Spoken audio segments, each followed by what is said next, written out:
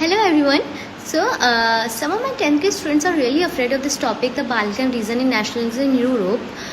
But I must say that this is the easiest topic of this whole book. Here's why. Imagine you are having a hot cup of veg noodles. तो you must have seen जो veggies होती हैं उसमें they are like jumping around, floating here and there, bumping into each other.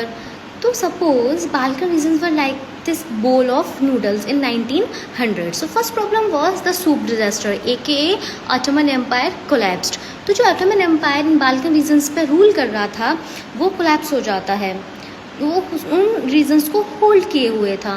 अब वहाँ पे उनका कोई भी रूलर नहीं है, वो ऑर्फन रीजन हो गया.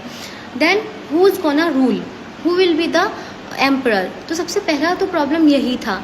सो बिकॉज इस रीजन में बहुत सारी छोटी छोटी टेरिटरीज थी and they have their own religion, own culture, own ethnic groups etcetera. So first problem ruler की थी. Second problem was the veggies fight. अभी क्या कर रही हैं, स्मॉल स्मॉल टेरिटरीज एक दूसरे पर ही अटैक कर रही हैं. There were so many internal wars to grab more territory.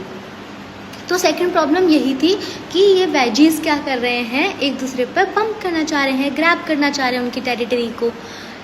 Third जो प्रॉब्लम थी वो थी सुपर पावर्स की एंट्री. न्यू शेफ्स आ गए.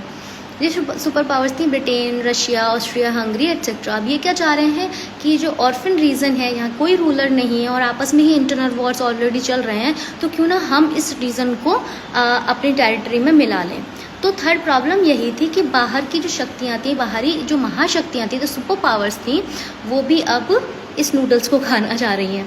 तो ये जो तीन प्रॉब्लम थी, फर्स्ट कि वहाँ कोई रूलर नहीं था ऑटोमन एम्पायर कोलैप्स होने के बाद. सेकेंड, आपस में ही बहुत सारे इंटरनल वॉर्स चल रहे थे कि who is gonna rule. Third, कि बाहर की जो एक्सटर्नल पावर्स थी, सुपर पावर्स थी like Britain, Russia, Austria, Hungary, वो भी बाल्कन रीजन को ग्रैब करना चाह रही थी. तो यही तीन प्रॉब्लम थी. इजी पीजी, सबसे ईजीएस्ट टॉपिक है. समझ में आया आपको? कमेंट सेक्शन में बताइए. Thank you.